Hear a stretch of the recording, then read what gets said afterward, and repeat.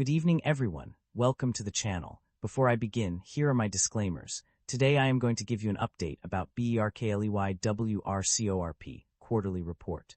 W R Berkley Corporation offers a diverse range of businesses and services through its two segments, insurance and reinsurance and monoline excess. The insurance segment provides commercial insurance products, including commercial general liability, umbrella professional liability directors and officers, commercial property surety, cyber risk solutions, crime and fidelity insurance, medical professional coverages, workers' compensation insurance management liability, and general insurance. The insurance segment also offers personal lines insurance, including home auto fine arts and collectibles liability collector vehicle recreational marine. Additionally, the company provides specialty products such as excess liability and inland marine coverage for small to medium-sized insureds.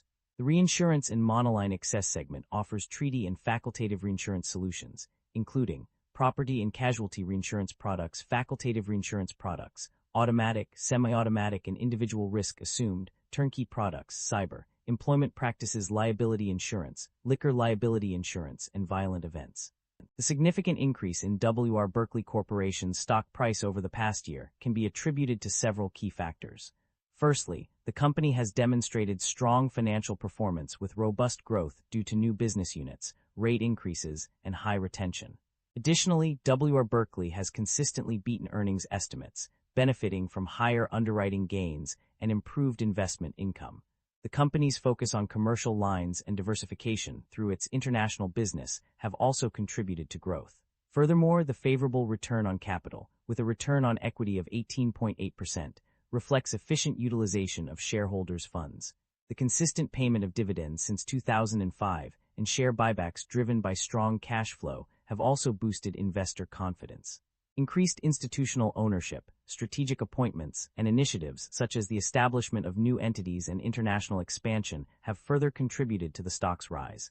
Overall, W R Berkley's solid financial performance, growth strategy, and commitment to shareholder returns have led to its impressive 25.82% gain in the past year. The primary drivers of revenue growth or decline can be attributed to several key factors. On the growth side, net premiums earned and revenues from non-insurance businesses have seen significant increases of plus 7.6% and plus 17.1%, respectively. The insurance segment has also experienced growth, with a 9.1% increase in Q3 and 6.8% in $9 million. Additionally, residential mortgage-backed securities have contributed to revenue growth by $1.23 billion. On the decline side, changes in net unearned premiums have led to a minus 54.2% decrease. The reinsurance and monoline excess segment has also seen a decline of minus 2.7% in Q3 and minus 1.4% in $9 million. Furthermore, the casualty segment has experienced a downturn, with a 0.7% decline in Q3 and 4.2% decline in YTD. Overall, these factors have had a significant impact on revenue growth or decline, highlighting the importance of monitoring and managing these key drivers to ensure sustained financial performance. Net income and profit margins. A shift towards higher earnings, the company's net income has experienced significant growth, increasing by 40% from Q3 2024 to Q3 2025. This upward trend is also reflected in the year-to-date YTD figures, with a 12.7% increase from YTD 2024 to YTD 2025. The profit margins have also seen an improvement, rising by 2.9 percentage points for Q3 2025. The primary drivers behind these changes are attributed to business written at peak pricing levels and favorable development in excess workers' compensation.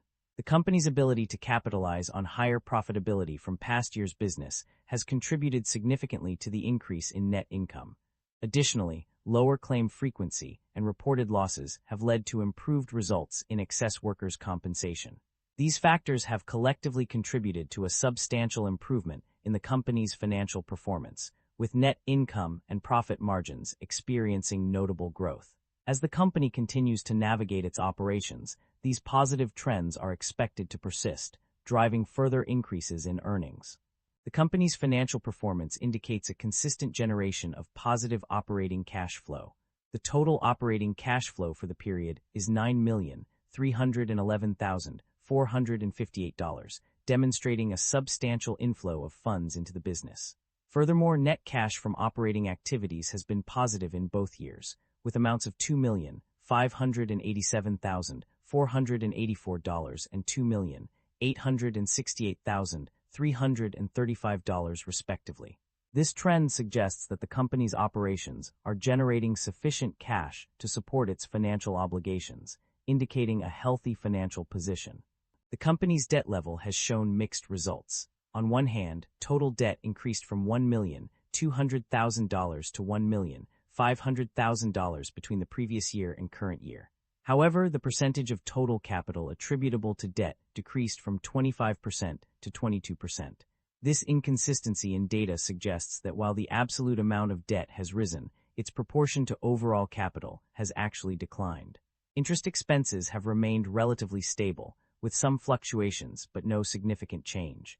The interest expense was $95 million in both 2024 and 2025, and $32 million for both years as well.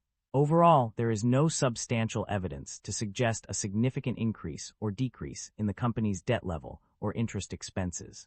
The financial performance of the company has been mixed across various segments and regions. The reinsurance and monoline excess segment performed well, with a decrease in loss ratio by 2.3 points to 55.5% in 2025 from 53.2% in 2024. This improvement is attributed to the segment's ability to manage risks effectively. On the other hand, the insurance segment struggled, with an increase in loss ratio by 0.9 points to 63.9% in 2025 from 63% in 2024. The company also experienced higher catastrophe losses in 2025, totaling $289 million compared to $218 million in 2024. The aviation-related businesses and the regions of Asia-Pacific, South America, Mexico, and others did not have specific information on their performance. Overall, the company's financial performance was impacted by the insurance segment's poor results and higher catastrophe losses.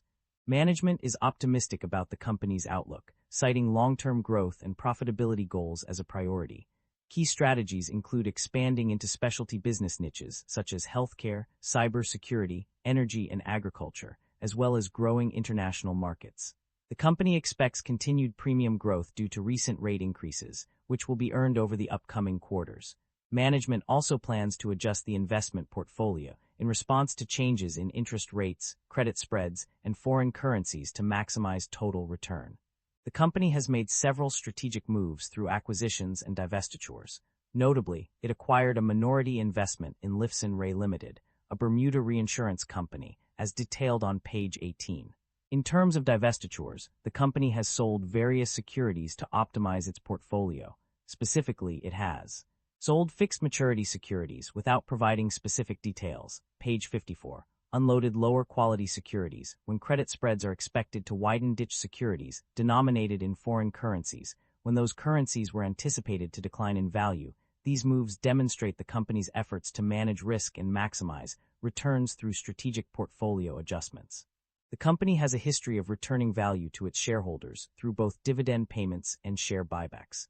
In the past 2 years, it has paid out significant amounts in dividends, totaling $599,879,000 from 2024 to 2025. Additionally, the company has also invested in buying back shares, with a total expenditure of $310,072,000 over the same period. That concludes the financial summary for BERKLEY W R CORP. Feel free to comment below, and I will be happy to answer them when possible.